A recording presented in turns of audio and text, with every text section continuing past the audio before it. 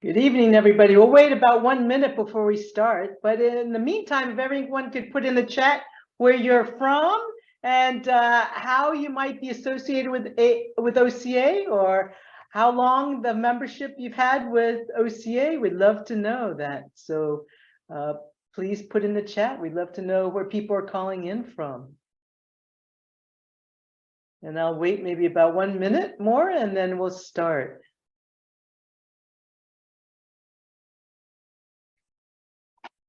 Hope everyone has had a wonderful day today. We're having warm weather on the East Coast, and then snow up in the Northwest and Northeast in California. I hope everyone is safe. Okay, well, why don't we get started? Good evening, everybody. I'm Daphne Kwok, and I'm so honored to be asked to open tonight's session. I was executive director of OCA from 1990 to 2001. That seems like already a whole generation ago. And it's at that time, I just want to put this all into perspective, is that at that time, there were exactly 4 of us working in the National Asian American Civil Rights community in 1990. It was OCA, myself, and an administrative assistant. JACL's Washington, D.C. representative at that time, Paul Igasaki, and his newlywed bride, who was his assistant, Luann Igasaki. So 4 of us working on behalf of the National Asian American Civil Rights community. We wanted to invite you today and to thank you for joining us as we kick off OCA's 50th anniversary year. That is a major milestone for an Asian American nonprofit civil rights organization to have survived 50 years, to have been working on behalf of the Asian American community for 50 years. And we wanted to kick it off with a monthly series that will be addressing various topics and issues that will lead up to the OCA National Convention to be held in July, mid-July, July 12th through 16th in Washington, D.C. We'll hear Tu talk about that more later. But we do want to say that all of these conversations hopefully will entice you all to come and join us in July. And I just want to put this in perspective as we're talking about equity and power building for tonight's session.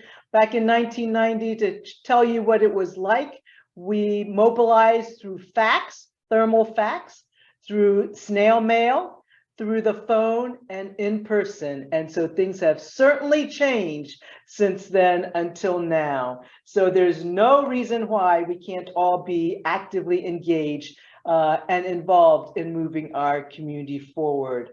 So I want to be able to turn this over to Christine Chen, who was on staff with me at OCA during those years, and also as an OCA executive director as well.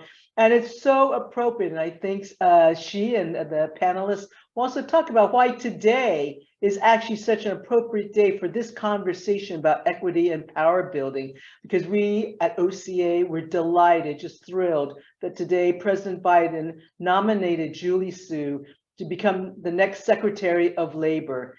And it's especially meaningful for us at OCA because Julie Su started off as an OCA intern in the late 1980s. So Christine, I'm going to pass it on to you and take it away. Great. Thank you, Daphne. As you all heard from Daphne, we are here to launch OCA's 50th anniversary with this monthly conversation series. We're here to really reflect and honor OCA's past, but also to re-energize and strategize for the next 50 years. You know, when OCA was founded in 1973, there were less than 1.5 million Asian and Pacific Islanders. That's less than 1% of the population. OCA was the first Asian civil rights advocacy organization to be headquartered in Washington, D.C., then joining JACL, who had a D.C. office. Early on, OCA took leadership positions and worked in broad coalitions in the civil rights community in battling anti-Asian hate and all types of hate, fighting for fair immigration policies, fighting against English only and racial profiling, fighting for voting rights and a full count in the census. But at the same time, we're still battling the stereotypes of the perpetual foreigner. Now, don't these battles sound familiar? the role that OCA has played throughout the decades included also the mentorship of many other national API organizations and leaders, including the API Scholars, as well as the organization that I now represent, API Vote. They were also there to help develop the creation of the Congressional APA Caucus, the Asian Pacific American Institute for Congressional Studies. And when we decided that we need to create a national coalition, which is now the National Coalition of Asian Pacific Americans. Also, terminology as power building and equity was not a common terminology. We were talking more about having a seat at the table, equalities, what it looks like to actually build infrastructure, to even have an institution, one or two, to work on these issues. So today we have a great, wonderful group of panelists as we focus on our discussion about equity and power building then and now. We have Madeline Milka, President and CEO of the Asian Pacific American Institute for Congressional Studies.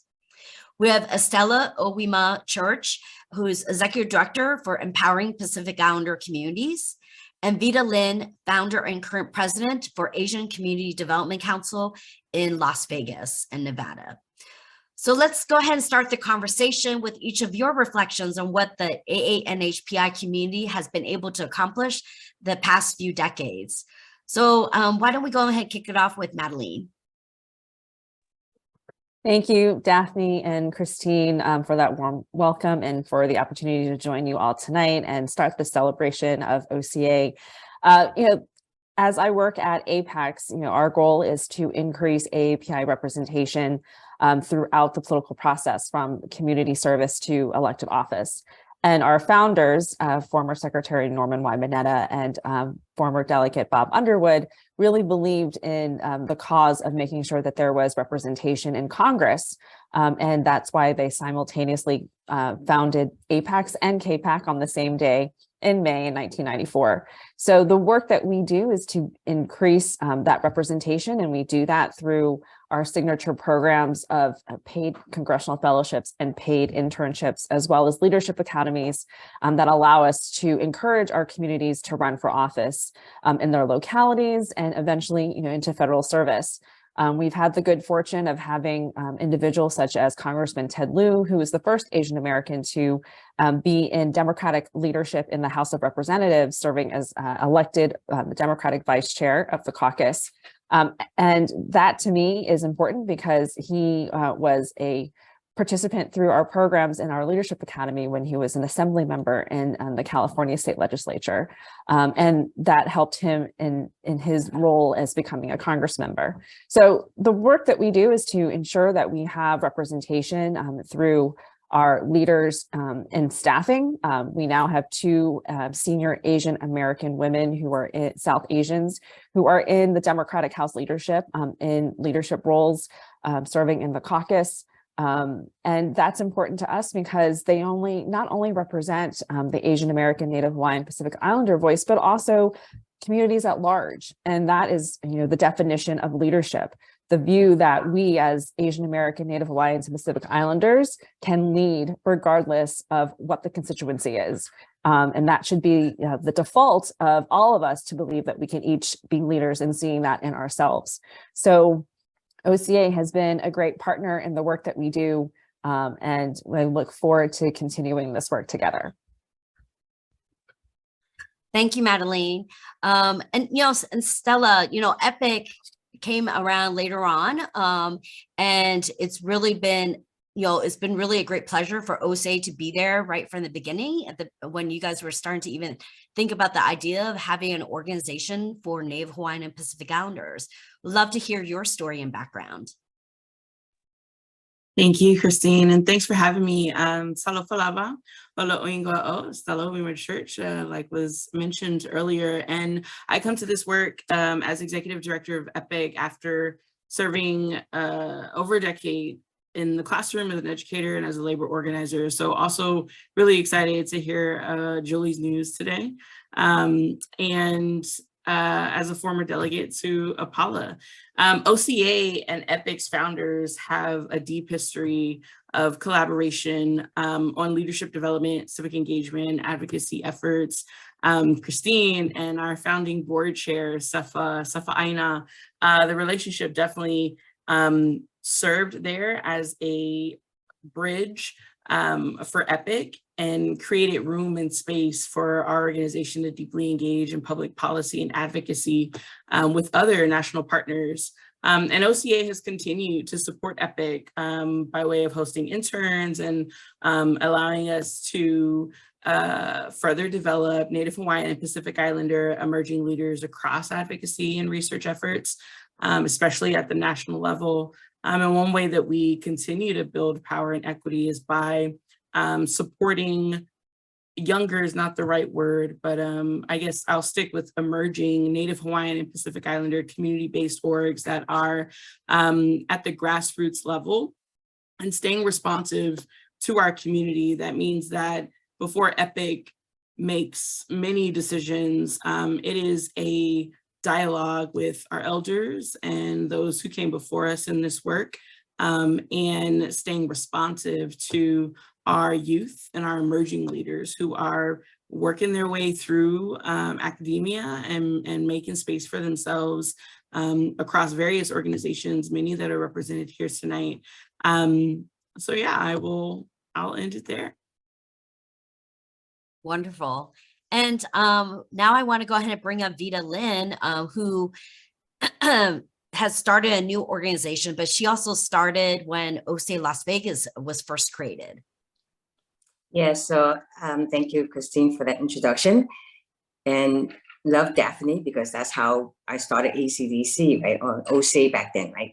So the Asian Community Development Council, ACDC, we were started in 2015. And we started this community center because it was so needed.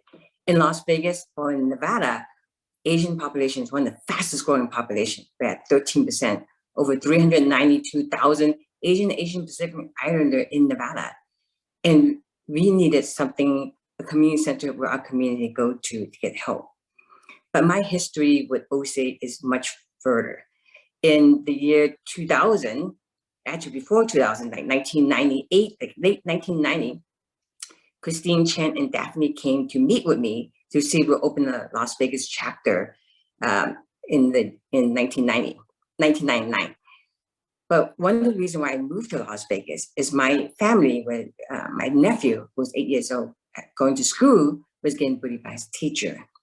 And instead of getting help and support for the family, they were treated, you're the foreigner, you don't belong here, go back to your country. So instead of the family getting help for my nephew, they actually got followed, they got threatening phone calls, they would follow them from work, from home, from school.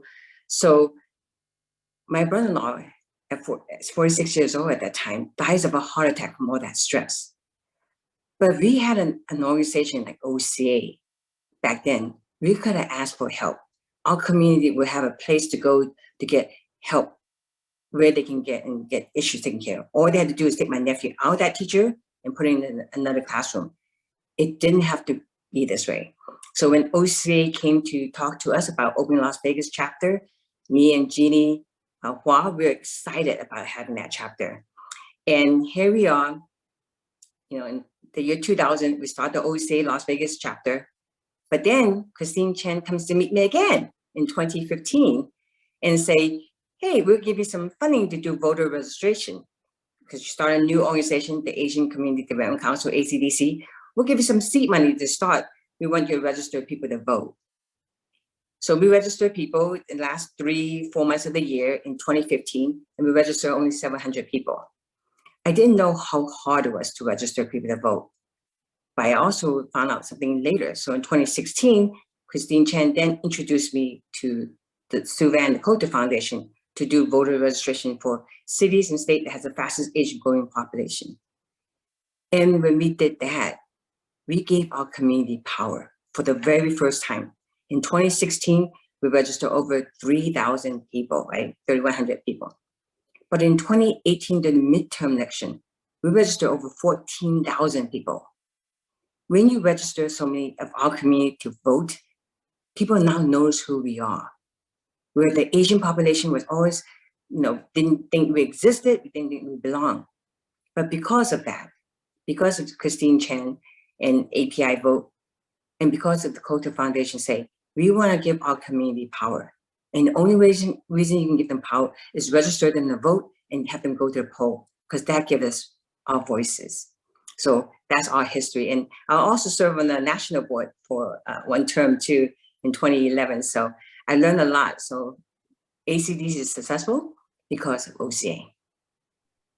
Actually, building upon the whole topic of power building, going back to Estella and Madeline, can you just even reflect back, even in the last couple of decades, like what are some reflections of how things have changed, in your opinion, in terms of what you're seeing either at the grassroots and elected officials, or even within the federal government? What type of attention or what type of work still needs to be done?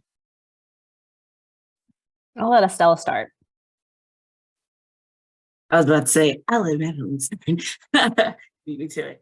A lot of progress has been made. I think for Native Hawaiian and Pacific Islander communities, there's still a lot more that we'd like to see and need to see. Our elders for the past 2 decades have been fighting the data disaggregation fight and working to make sure that Native Hawaiian and Pacific Islander communities are visible and that our issues are not pushed further into the margins. And much has been done under this administration with the strategic plan that recently came out and the continued relationship with Crystal Ka'ai and with Erica and everyone else at the White House. This administration has been real supportive of Native Hawaiian and Pacific Islander needs, issues, and concerns. And that's fantastic. That's a lot of growth. However, there are still a lot of barriers that keep our organizations at the grassroots level from truly accessing the resources that are available for community. A lot of little things that we don't often think about and what it takes to navigate advocacy, civic engagement, electoral politics, or anything else. The fact that many of our organizations aren't actual CBOs, and that many grassroots Native Hawaiian Pacific Islander groups are community-based and are responding to a need that they see in the neighborhood, and don't have the knowledge, the capital that it is necessary to launch an official CBO or 3C. We saw a lot of it during the pandemic, and as it continues to disproportionately impact and ravage Native Hawaiian Pacific Islander communities, our community members have responded with or without the materials or the resources that are needed. But it would definitely help and make a great impact if access, pathways, and avenues to resources were readily and easily made more readily and easily available to those of our community who are actively engaged in the work on a day-to-day. Yeah, it's so interesting how we make progress, but at the same time, certain things remain the same. Madeline? Well, we are in on the federal level, with 21 members who are Asian American or Pacific Islander in the United States Congress. That's a record number. We were at that same number in the last Congress, so it stayed the same between the 117th and the 118th. And so, I think this is the vision for us to be able to increase that number at every Congress, or at least keep it at, we don't want to decrease the size of the number of people who identify as being Asian American, Native Hawaiian, Pacific Islander. Last Congress, we had a Native Hawaiian back in Congress, and then he retired. And so there is more of a change in people's attitudes towards running for office. We see that there are more people who are filing paperwork to run for office. We see that there's more interest in the local level. So at APACS, we keep a database that catalogs all the candidates who run, the elected officials. And so we try to maintain that so that people are aware of every Asian American or Native Hawaiian or Pacific Islander who is in office. And if we're missing someone, we ask people to help us crowdsource to be sure that we can capture that information. The interest of public service itself, I think, is something that we try to engage in our high school students to encourage them to participate in asking how they can be a part of public service. Because even in high school, you have the opportunity to talk about public policy that affects you, and you have influence over those who have voting rights, who are able to vote, and being able to share your stories and narratives of how public policy affects you either positively or adversely is why we need to share these stories and have individuals who are impacted by it talk about it so that they can say how public policy can have disparities and vulnerabilities to our most marginalized. And so being able to do things with OCA, where they were kind enough to ask me to speak at a OCA JACL Leadership Summit, and those are young people who are interested in becoming leaders, being able to share with them opportunities that APACS has as a resource to see what it's like to be in public service, to engage in the arena, because if you don't have someone in your area who could easily point to what does it look like as an Asian American, Native Hawaiian, Pacific Islander, we're more than happy to be able to do that and to bring you to DC and have you share that experience and talk to people who are doing that now. And so I'm always encouraged to see that sort of partnership because we want to see more diversity within our community. We talk about data disaggregation, and we also talk about how we're not a monolith. And so we want people to see the Crystal Kais of the world and see folks who are like Esther Kiayana, who are elected leaders who have had experiences in DC and then returned back home to be able to represent their communities. And so it's important to us to see that growth, not only in the sense of the tangible numbers of growth, but also the feeling of empowerment. And the more empowered you feel, the more you have the sense that there are people behind you who are supporting you in your decision to run for office or to serve. Yeah, it is a really exciting time, because the landscape 50 years ago was really different. As I noted, everything from the demographics and even our ability to advocate for the communities.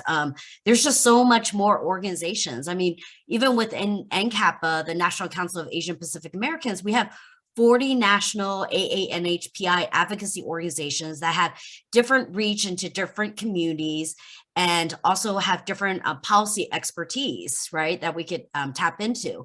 And I think that's where we're also seeing all this power building, but we're not power building just to build power.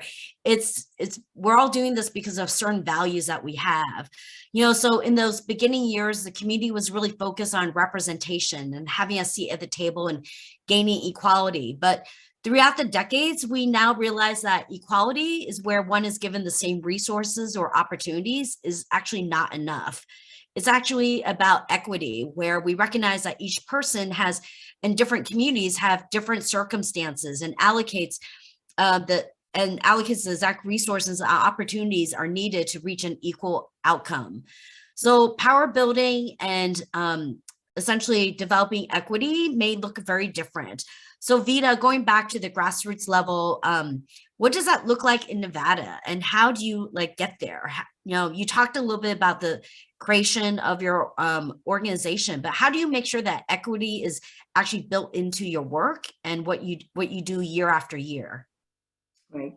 So I can tell you that what we needed in Nevada for sure for our community was a voice.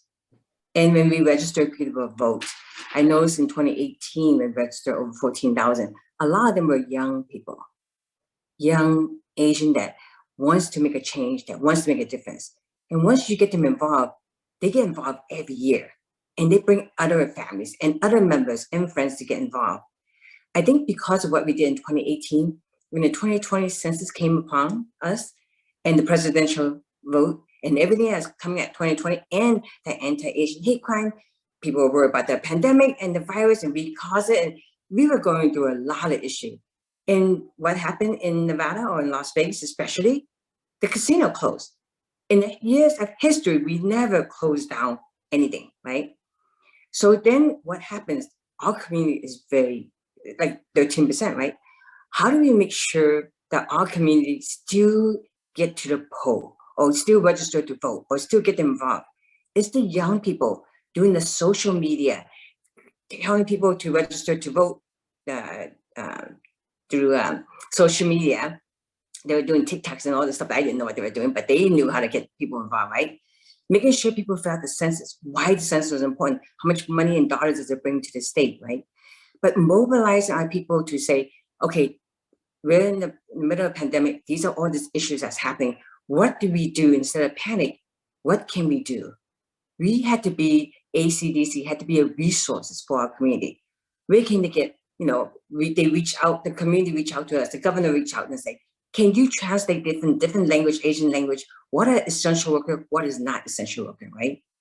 We reach out to our groups that we partnered for so many years, the other Chinese group or the Thai group or the Vietnamese or Korean group. We reached out to their leaders and say, we need help. How can we all work together? Thank God for the virtual learning and virtual, we can go communicate either social media or through Zoom. We got information out to the community, right? How do, and then when the school started, how to get the Chromebook to get virtual learning for the kids, for our community, right? So what happened, I think, with us, we were the group that was turning those numbers of voters that they've never seen. So ACDC has been around for 7 years now. We registered over 36,000 people so far.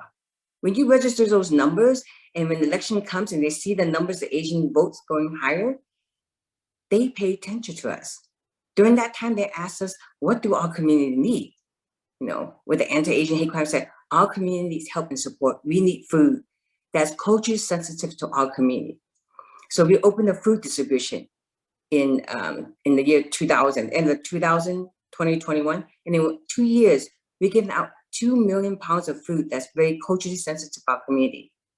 So our community trusts us, right? Because we give out the food for the community, make sure we help them, right? We translate things for them, which is really important.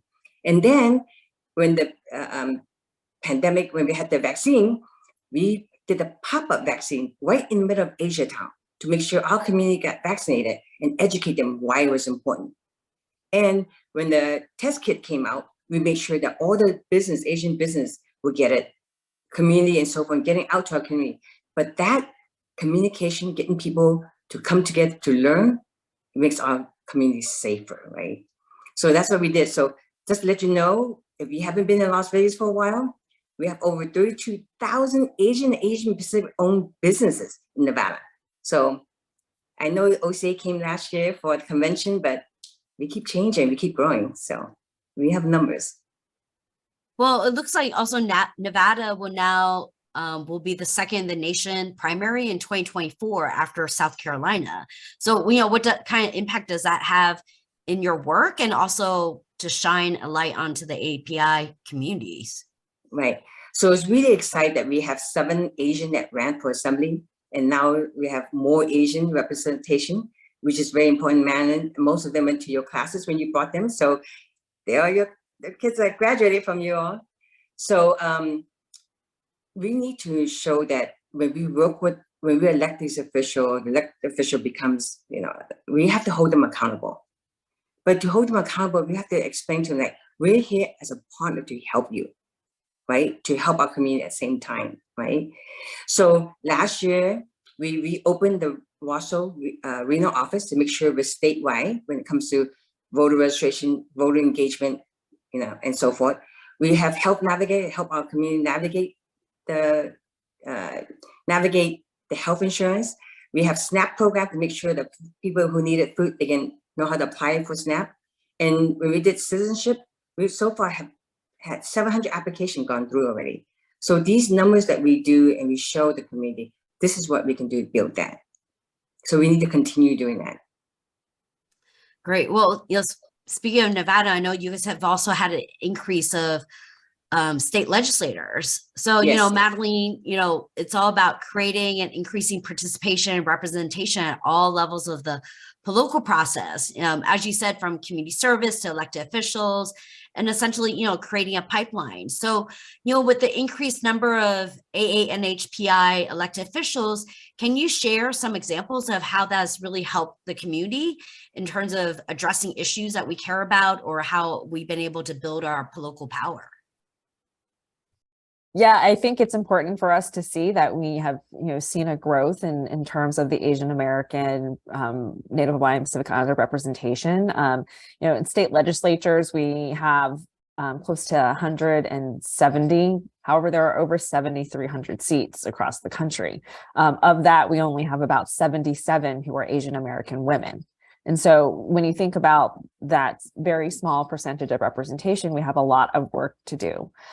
At the same time, we also have these opportunities of where we see more Asian American caucuses being put into state legislatures, because now there's enough of them in Georgia, Massachusetts, Virginia, Illinois. So there are these opportunities that we see growth because of the elected officials who are in these communities. A perfect example is also from the 2018 election with the Hmong American community in Minnesota, where they have a caucus that could be almost only all Hmong American because there's enough of them there as well.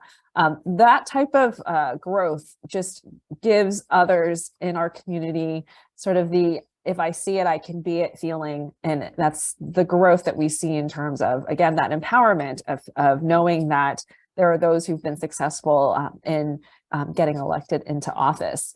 And so when they think about opportunities for us also on the legislative side, it gives these Asian American legislators the voice to be able to say, hey, don't forget about us when it comes to, you know, curriculum, when we should be included in our histories. And so I think it's important for us to always remember that in those voices that may not have a representation yet, that we still continue to work with them to be able to have, you know, Native Hawaiian and Pacific Islander stories told as well. And so I think that's also a part of making sure that all of our communities feel seen, that we are able to work with all of our communities to make sure that they have the resources to be able to tell their own stories, and to also feel that they have that representation when they're in the Apex cohorts. We always try to be sure that we have folks from Guam and American Samoa and the Marianas Islands. And so it's so important for us to be sure that our community has the resources to be able to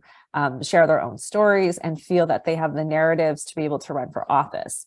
And so part of that is making sure that they also recognize when there are public policies that are detrimental to our community, that they have you know, the ability to stop things, to make people pause, because that's a part of the history also why the Japanese American community has also been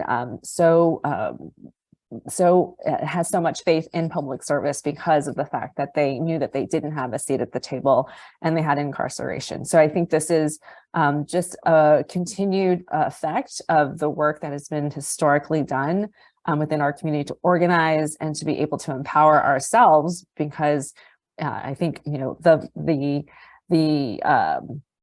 theme for the Apex Heritage Month this year is "We the People Empowering Our Community," because we know that it's up to us to do the work to empower ourselves, and that no one else has the power to empower us. You know, also while you're speaking, just reminding me, can you talk a little bit about like how some of the state legislators in California were able to also organize for resources during this increase of anti-Asian hate, and how that came about? Right. So they created an equity budget, and this basically helped them to find resources within the state of California through their own appropriation system to find funds to address anti-Asian hate. Very different process than how this works on the federal side. And so when you have enough people to say, this is why we need the support, it helps to, you know, have that story of being able to say, here are all the different stakeholders. It's an inside-outside game of elected leaders, community leaders, you know, folks on the external side of the legislative process, to be able to push and work together to figure out how to best find solutions, both in that private-public partner way to allow us to say, these are resources that we can tap into to support our community groups and to be able to give them the tools that they need to be able to combat the anti-Asian hate that we've been experiencing. And because of that coalition, they were able to come up with the funds through the appropriations process. And also just a note, some of those that were in leadership included State Legislator Phil Ting, who I think was part of the budget committee. You go ahead, feel free to correct me, Madeline. But Phil was a former, not only an OCA member, but also a former OCA chapter president for San Francisco. And then earlier, we're also talking about Judy Chu and Ted Liu. They were all also OCA members in the greater LA area. So it's really great to see that I think those elected officials who come from the community, they understand what is needed. And that's why we're also able to have folks that are championing and understanding the community and the needs that we actually have. So going with that, with Estella, with EPIC, every time I look at the census, every cycle, it's like, I think I've gone through 3 cycles already. And it's every cycle we see that the community becomes larger, but also becomes more diverse, right? And so, what does power building and equity continue to look like for NHPI communities, but also for Southeast Asians and others who are just now emerging and coming of age as their populations are growing? What can an organization like OCA do to be an effective ally in assuring as we move forward, as OCA is trying to figure out for the next 50 years, what do we want to do? How can we make sure that NHPIs also gain equity? Yeah, yes, and to everything that's already been said. But also, again, just it demonstrates how important the data collection process is, and the need for data disaggregation. In many ways, I might argue that in some cases, it's not that our populations are necessarily growing, it's that our populations are finally visible in that, and I'll use myself as an example. I am Samoan and Nigerian, and for all of my life, that means I have to pick a single box. When most often, at least half of Native Hawaiian and Pacific Islanders identify as more than one ethnic group. And so in many cases, in many areas, it's a matter of not being counted at all or being counted as only half of ourselves. And so the need for stronger data collection protocols and in disseminating that information is absolutely critical when we're talking electoral politics and civic engagement and all these other advocacy and policy efforts, and in budget appropriations. It's really important to understand where our communities are and move away from assumptions like place-based funding that actually don't serve Native Hawaiian and Pacific Island communities because we're not necessarily in those enclaves and our issues are quite intersectional. And I can't, if we're working off place-based funding models, where does that leave cutie pies or queer Pacific Islanders who might not be living in a Pacific Island enclave, ethnic enclave, but have chosen to be in an area where they are among LGBTQIA community members, right? So we have to think a little bit more broader and systemic about what power building and equity looks like. Power building requires a very deep level of systems change and a type of transformational justice on behalf of marginalized communities. And in particular for Native Hawaiian and Pacific Islander folks, our communities need co-conspirators who are willing to move beyond allyship, right? Allyship does not necessarily mean, it's not solidarity as a verb, and it's not co-conspiratorship in movement building. Much of EPIC's history with OCA and other API orgs and coalition has historically been dependent upon individual relationships with former leaders. And while relationships are paramount and they are beautiful and help move community work and movement building, continued solidarity requires that the relationships between our organizations move beyond just a few folks, and that there is a deep shift in the ways we ingratiate or integrate ourselves with one another. Equity looks like naming and calling out all of the ways our current systems and structures actually thrive off keeping Native Hawaiian and Pacific Islanders in the margins. And we've got to be in the habit of asking ourselves, is this actually equitable? And if not, how do we simultaneously dismantle that current structure and system while presently radically reimagining and implementing new ways to carry out the work, and thinking beyond what has been done already. And to what Vida mentioned earlier, leaning into our emerging leaders who've got a whole lot of amazing ideas and tools at their disposal and ways of doing things very differently than our elders have.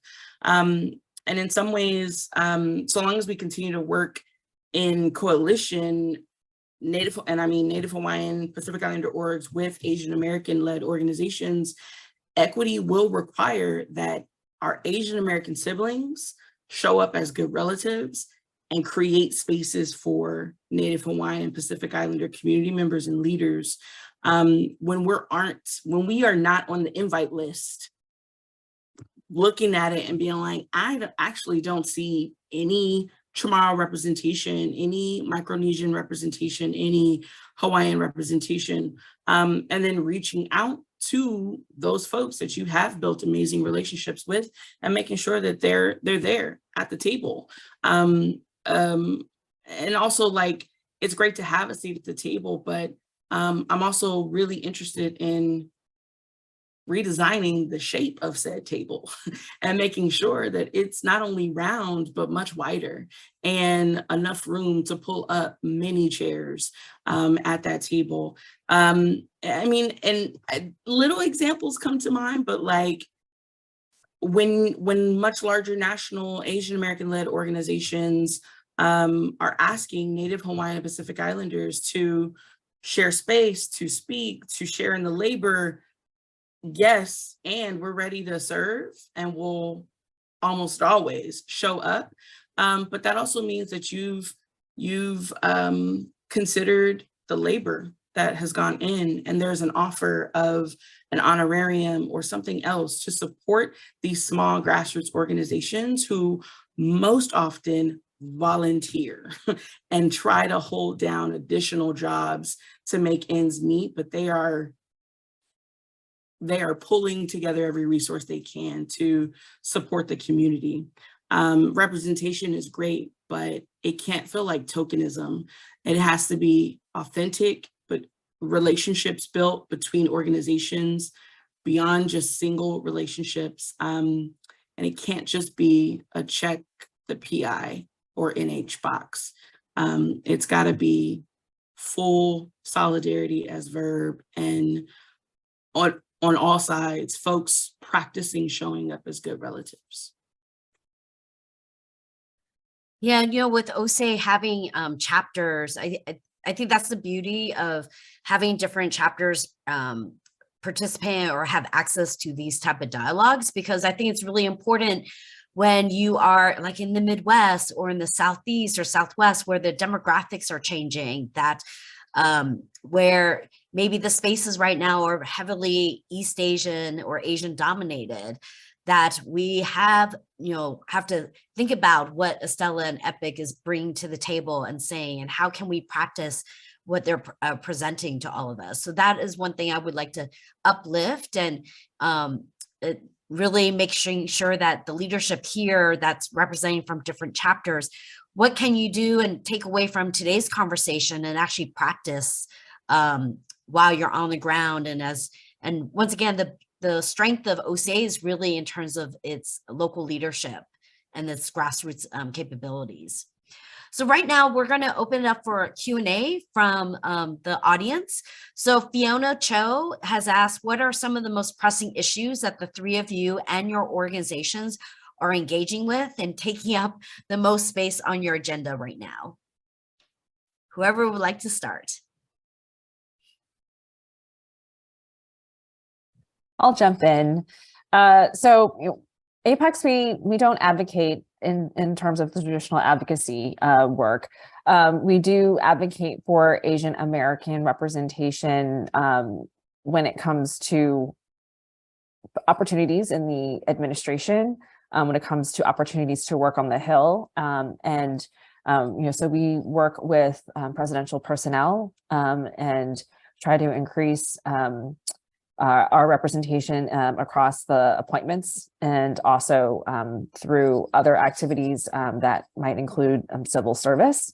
And so for us, we're always looking for resumes, always looking for people interested in being a part of civil service or a political appointment. And again, we also push the administration to provide us with more information when it comes to data disaggregation, so that we can see where we stand in terms of other communities, but also to encourage more underrepresented communities to serve in these areas, especially if they have subject matter expertise, because things that that might affect a Southeast Asian, when we're talking about deportations and things of that nature, also have a different lens. And so we want to be able to encourage more of our community to do that. And so that is definitely the type of advocacy that we work on. And so, with the news today of Deputy Secretary Sue, that has been a big project that we've been working on to make sure that we have, although we do have 2 Asian American women in the cabinet, they don't lead agencies. We, from the beginning of this administration, have always advocated for us to have representation with an Asian American, Native Hawaiian, Pacific Islander to serve on the cabinet and leading an agency. That is a very long list of things. If I had to pick a few, I'd say for EPIC, top of mind at the national level is definitely data disaggregation and OMB, and making sure that we've supported our community members in sending in their comments and their suggestions. Education, our leadership development pathway program, and to Madeline's point, in making sure that our young undergrads have a clear path that they can identify and move through. And with regard to education, doing all that we can to ensure that the ANA PCs have guaranteed funding, and that in those structures or systems, Native Hawaiian, Pacific Islander, and other marginalized groups within the API umbrella are able to access those resources to pursue higher education and careers beyond their communities. Native Hawaiian and Pacific Islanders continue to be a growing population in prisons, especially here in California. And so looking at ways that we can best support our folks who are on the ground, but also doing K-12 work and early ed access work to mitigate that concern, that school to prison pipeline, and redirect Native Hawaiian and Pacific Islander emerging leaders into community work or into other fields that they might be considering. And also doing a better job at being a good relative for our LGBTQ members of Native Hawaiian and Pacific Islander groups, and making sure that their needs as trans and cutie pies are met, and that their voices are elevated at the national level. And Vida? Well, now that we got more Asians in office, it does help, right? So some of the things that we're talking about is language access to our API community, because we don't always speak the same language, right? One of the things that we opened last year and started was a health medical center, right, for the API community. Because in Nevada, 81% of Asian Pacific Islander either are underinsured or have no insurance. So that medical center is really important to have, right? And to us to have federal funding to come through to help that, right? The second thing that I know that we really need to push, and I think I'm glad that they have it in some states, but having Asian studies in schools from K to 12.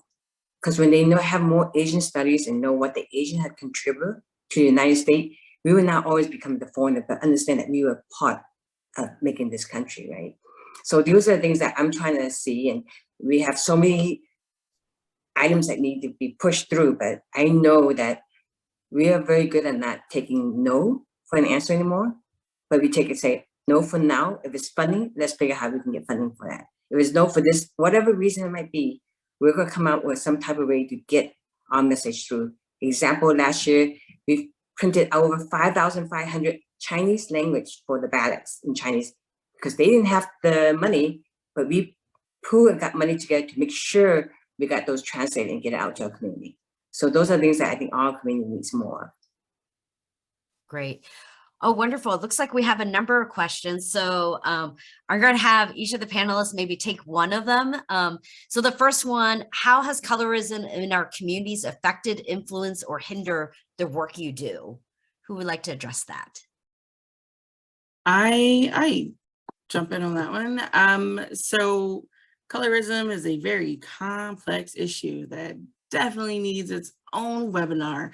But I will say that it impacts our work as Native Hawaiian and Pacific Islanders. And in one concrete example is that, with the pandemic and the rise in Asian American attacks on Asian Americans and violence there, the umbrella term AAPI has actually made it very difficult for Native Hawaiian and Pacific Islander communities to address the violence that we're facing. The violence looks very different in our communities, to be frank, and more often than the attacks that unfortunately we have been witnessing over the last few years. For decades, Native Hawaiian and Pacific Islanders have been dealing with police violence in our communities at a higher rate than other groups within the Asian American and Pacific Islander umbrella. In California, a recent study has come out that in every major county in California, just under Black communities, Pacific Islander communities are the most to be harassed due to biased pretextual stops by sheriff department. And that's one example, but there are several other ways. And part of it too is also within the Native Hawaiian and Pacific Islander community, again, showing up as good relatives, often our Micronesian siblings are left out of conversations. And I am willing to bet that colorism has a lot to do or definitely plays a role in that. Thank you. And how have you overcome gender bias in the male and white dominant space in Washington, D.C.? Madeline, do you want to take that? Sure, I'll take that. I straddle several intersections here since I'm also, a product of a Vietnamese mother and a German-American father, born in Vietnam, and came to the United States as a U.S. citizen. So my sort of relationship with the white community has been their family, and also they were my colleagues when I was a young 22-year-old staffer working at the Democratic National Committee when I first started my political career back in 1996. So for me, I'm comfortable in it because I grew up in it, but also had to recognize that visually I am not that. And as an Asian American woman, a Vietnamese American woman who was also brought up with this feeling of I am valued and that I am worthy of my voice, that I did not lack in self-esteem or empowerment from my family to say, you are welcomed in any room you walk into, whether they want you or not. And so my interaction with white men, one of my very first jobs in 1997 was working at a political action committee where I was the only woman. And I worked with moderate Democrats who were all older white men from the business community. And, the congressional members that I worked with were white men. And their spouses were very lovely to say, remember, she's the only woman in your office, and so respect her. And so the spouses of these congressional members basically also stood up for me. And I also had white women who, in the beginning of my career, really helped me, champion me into positions to where I could become a more empowered operative. So I do have a very strange relationship with this environment, but I also understand that there are people who have circumstances that don't allow them to have their voice. And I always encourage people to say that they have their voice and no one should take that away from them. So I think at times, I've worked with a lot of communities of color. I'm not a very extroverted person. So when I walk into a room, I tend to observe a lot more and I don't say a lot. And so when I do say something, people tend to listen. So I think it's important too to also recognize that your upbringing, who you are as a personality, how you show up in your own authentic self is to use all of those things as your positives. Because you don't need to be a gregarious person to be heard or to be respected or to feel that someone's taking your advice or insight.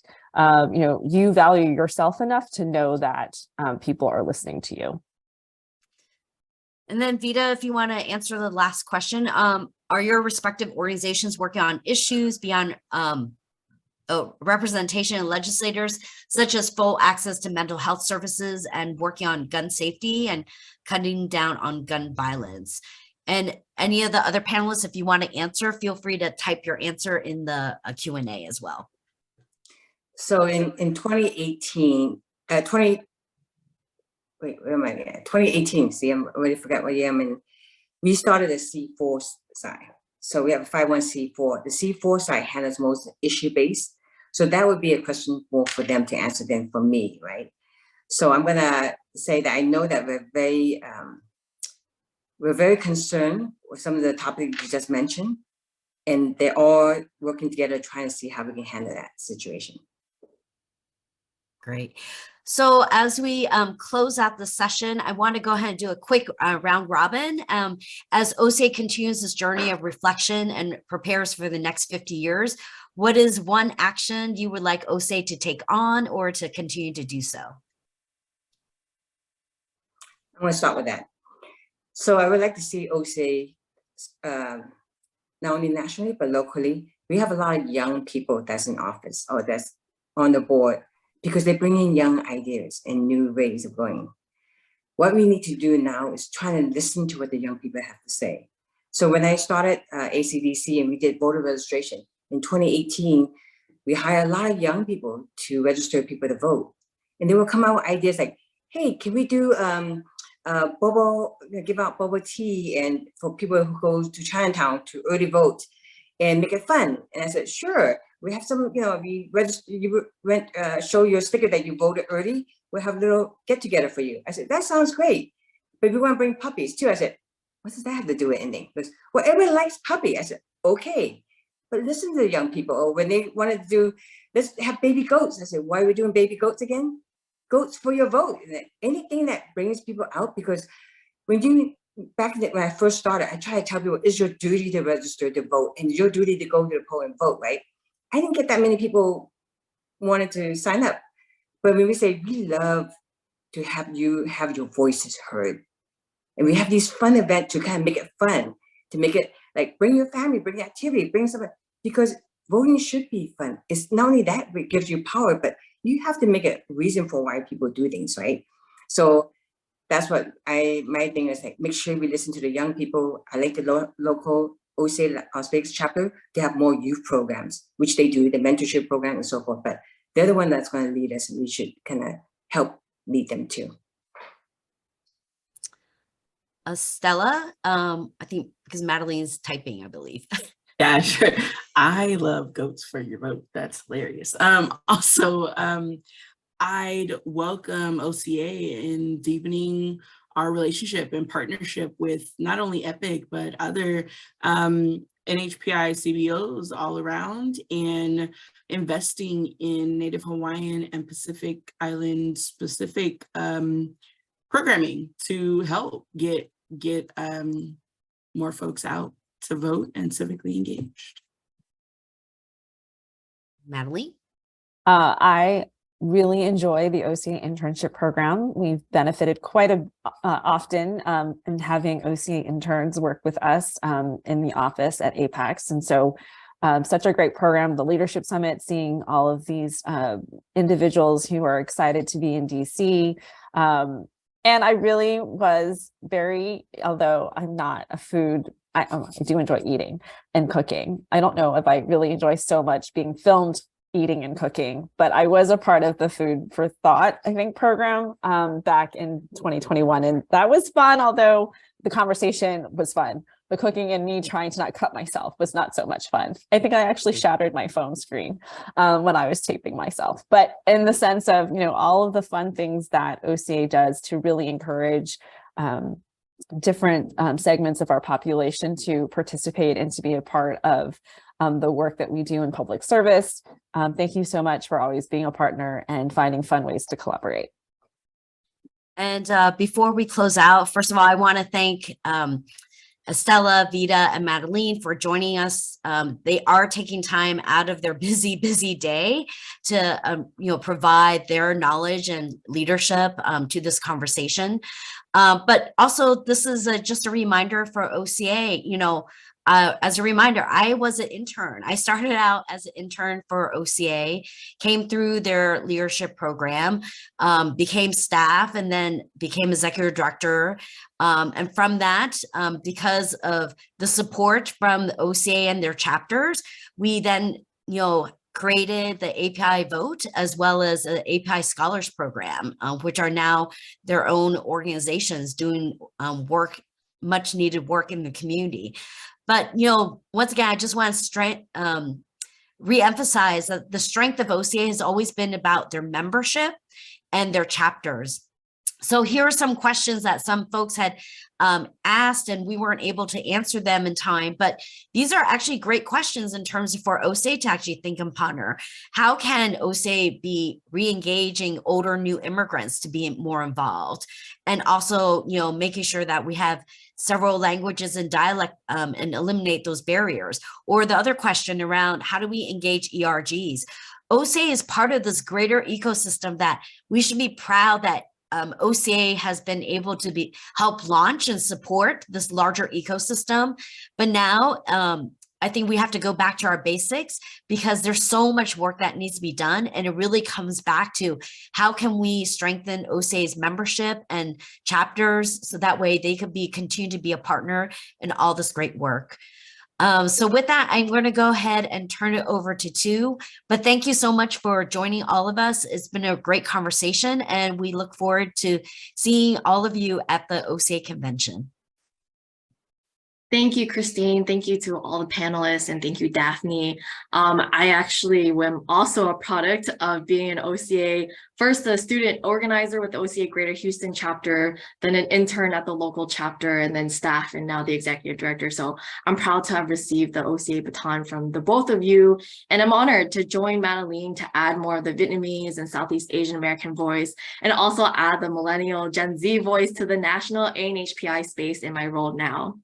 So for anyone who missed tonight's webinar, we'll be posting the recording on our YouTube channel at OCA National. The next installment of this OCA National Conversation series will be on March 28th at the same time. To honor Women's History Month, the topic is entitled Celebrating AAPI Women Pioneers, where we'll be featuring more AAPI women speakers who made history and paved the way in their respective fields.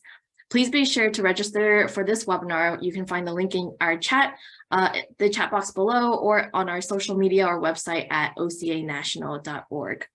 This conversation series serves as inspiration and a foundation for the OCA National Convention this summer. We invite you to join us in Washington, D.C. on July 12th through 16th for OCA Day on the Hill, a community fair, 3 town halls, and over 20 breakout sessions where we'll be having facilitated group discussions among attendees and guest speakers in every session. We're incredibly excited to organize this new OCA convention format where you will get a chance to connect with advocates, leaders, mentors, and walk away with an agenda to act for yourself or your organization.